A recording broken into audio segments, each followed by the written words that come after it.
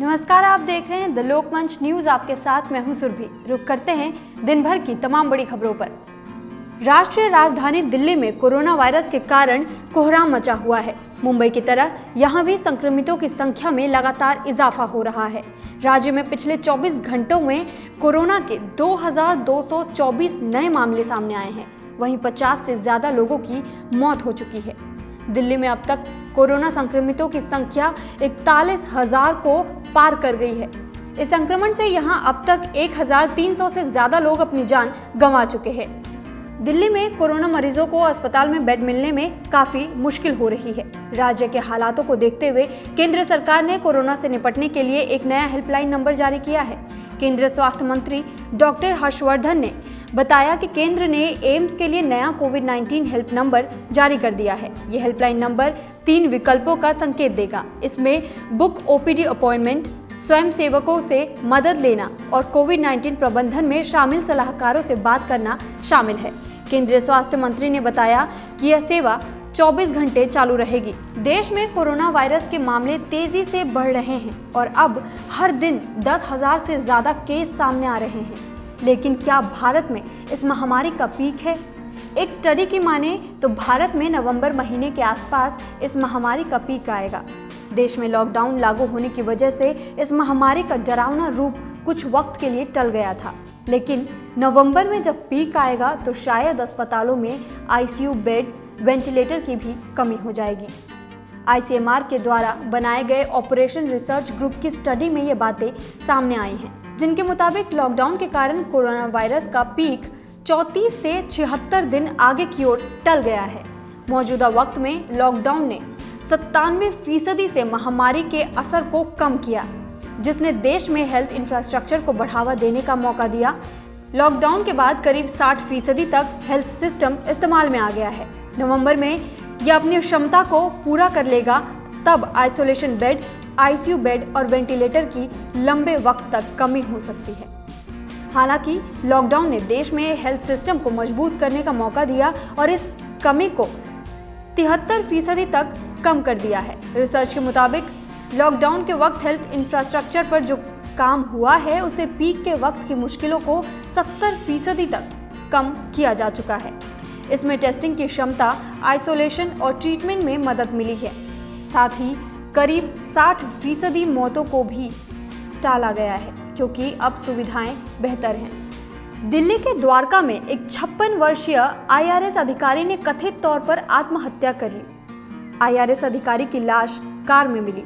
अधिकारी को दीनदयाल उपाध्याय अस्पताल ले जाया गया, जहां डॉक्टरों ने उन्हें मृत घोषित कर दिया। आईआरएस अधिकारी का नाम शिवराज सिंह बताया जा रहा है। 56 साल के शिवराज सिंह डीओएमएसआर के पुरम में एडिशनल सीआईटी के पद पर तैनात थे। सूत्रों के मुताबिक एक सुसाइड नोट भी मिला है, जिसमें कोरोना के शक के चलते सुसाइड की बात कही गई है। शाम 6:30 बजे डीडीयू हॉस्पिटल से फोन किया गया और एक शख्स ने उनकी मौत की जानकारी दी। पुलिस की टीम फौरन हॉस्पिटल पहुंची तो उन्हें पता लगा कि मृतक का नाम शिवराज सिंह है और वो 2006 बैच के आईआरएस अधिकारी थे। पुलिस सूत्रों के मुताबिक शुरुआती जांच में उन्हें पता लगा है शिवराज की मौत एसिड पीने की वजह से हुई है, लेकिन पुलिस को फिलहाल पोस्टमार्टम रिपोर्ट का इंतजार है। बताया जा रहा है कि शिवराज का करीब 1 हफ्ते पहले कोरोना का टेस्ट कराया गया था, जो नेगेटिव आया था। इसके बावजूद शिवराज बेहद परेशान रहते थे और उन्हें चिंता रहती थी कि कहीं उन्हें संक्रमण न हो जाए और उनसे फिर उनका परिवार संक्रमित न हो जाए। राज्यसभा की 19 सीटों पर 19 जून को चुनाव होने हैं। देश के 8 राज्यों की 19 राज्यसभा सीटों पर होने वाले चुनावी मुकाबला काफी दिलचस्प हो गया है। कांग्रेस और बीजेपी के बीच राज्यसभा चुनाव में शह और मात का खेल जारी है। हालांकि बीजेपी ने मध्य प्रदेश और गुजरात के बाद अब कांग्रेस को राजस्थान में भी उलझा कर रख दिया है। झारखंड का समीकरण भी बीजेपी ने अपने पक्ष में कर लिया है और कांग्रेस दिल्ली में बैठकर रणनीति बना रही है। इस तरह से बीजेपी ने कांग्रेस के राज्यसभा चुनाव गणित को बिगाड़ कर रख दिया है। गुजरात की 4 राज्यसभा सीटों पर 5 उम्मीदवारों के मैदान में उतरने से चुनावी मुकाबला दिलचस्प मोड़ पर है। बीजेपी की ओर से राज्यसभा के लिए अभय भारद्वाज और रमेवाबेन बारा के साथ तीसरे कैंडिडेट के तौर पर नरहरी अमीन मैदान में हैं, तो कांग्रेस की ओर से राज्यसभा के लिए शक्ति सिंह गोहिल और भरत सिंह सोलंकी किस्मत आजमा रहे हैं। शनिवार को जारी आदेश में ऐसे सभी नर्सिंग होम को आदेश दिया गया था कि 3 दिन के अंदर नर्सिंग होम को कोरोना के हिसाब से तैयार करें। ऐसा ना करने पर नियमों का उल्लंघन माना जाएगा और कार्रवाई की जाएगी। मुख्यमंत्री अरविंद केजरीवाल ने इस बारे में ट्वीट कर ये जानकारी भी दी थी और बताया था कि इस कदम से 5000 बेड और जुड़ जाएंगे।